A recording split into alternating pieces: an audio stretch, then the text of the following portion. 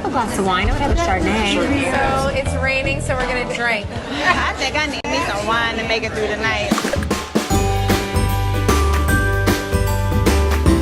Hello, welcome to The Change Guru. This is a place where we have a conversation about all things midlife.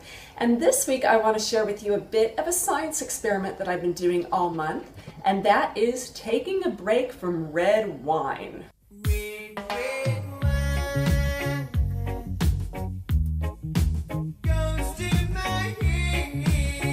Now I'm going to tell you a little bit about my science experiment in just a bit, but first of all, let's talk about stuff that we know about women over 40 and wine drinking.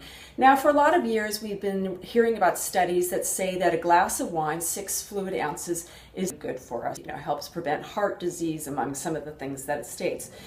But there's a lot of counter with what's going on for women who are at midlife. For some, wine is a coping mechanism. Research shows women are twice as likely to suffer from anxiety or depression and are far more likely to medicate those conditions with alcohol. So women at midlife are drinking more than any time in history. That made me start thinking about my own relationship with alcohol and the idea of maybe taking a break. And here's a few reasons why I decided the time was right for me to take that break. I was really noticing that in the last 6 months, my tolerance level for a glass of wine has gone completely down. So 1 glass of wine would leave me feeling as hungover as if I had a few glasses. I've always had a pretty low tolerance in the first place, but this was having a completely different effect.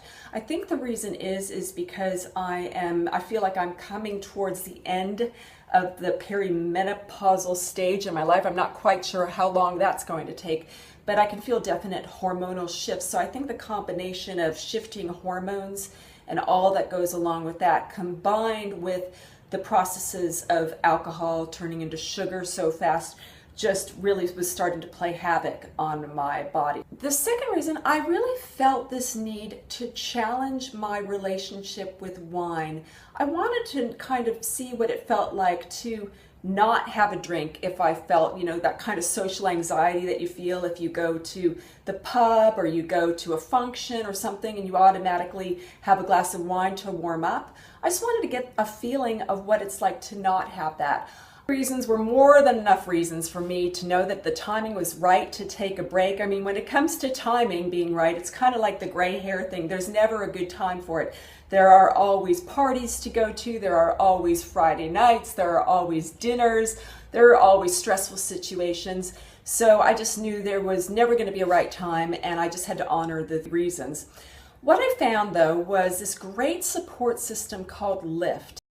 Lyft is a website and an app where you can go and take on any challenge and join a group of others doing the same challenge. And it's a way of keeping other people accountable to their goals that they want to do, as well as your own. I have no affiliation at all with Lyft, other than I thought it was a really cool way to go for a challenge but have other people supporting you. So I took on the 21-day no alcohol challenge, and there were several people who were also doing the same thing.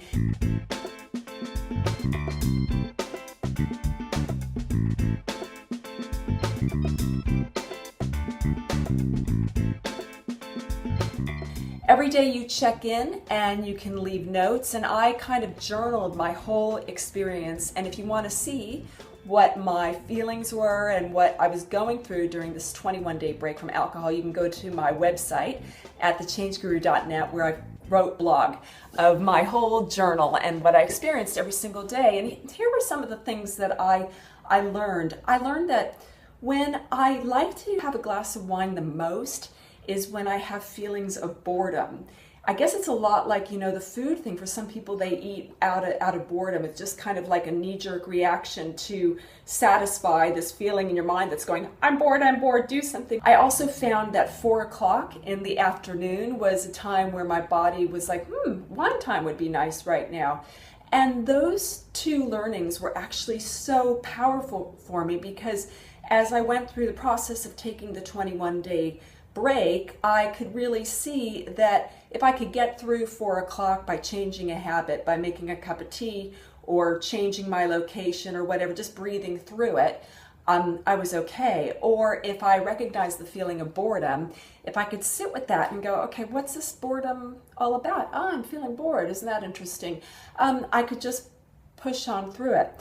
Now, I've passed the 21-day mark. It was a few days ago, but I actually feel so good. I mean, there's a noticeable difference in me not having any alcohol in my body. I have slept pretty great every single night, and even on nights where I don't sleep well, I feel so clear-headed and good the next day. I'm also really getting off on being very clear in my thinking. I know that my thinking is 100% me, that I have resources like my meditation, my yoga practice, my walking, talking to other people to help me through times where maybe I would have a glass of wine instead.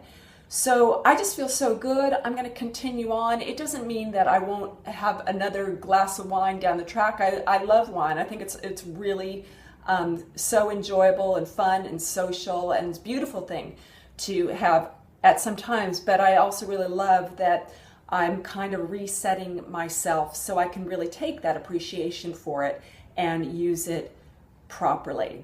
Now, like I said, I've posted my 21-day journal of taking a break from wine on my website at thechangeguru.net, and I've also posted some other resources and links if this is an area that you'd like to look into.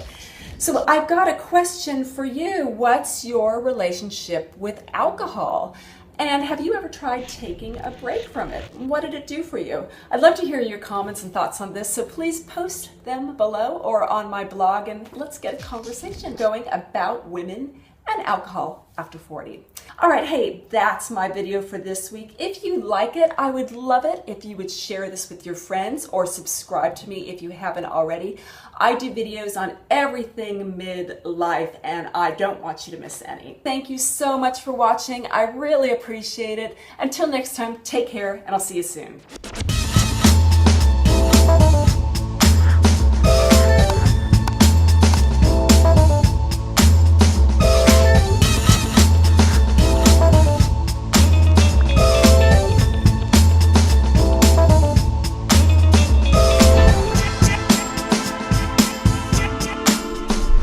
Evil and her evil role. She wasn't kabuki.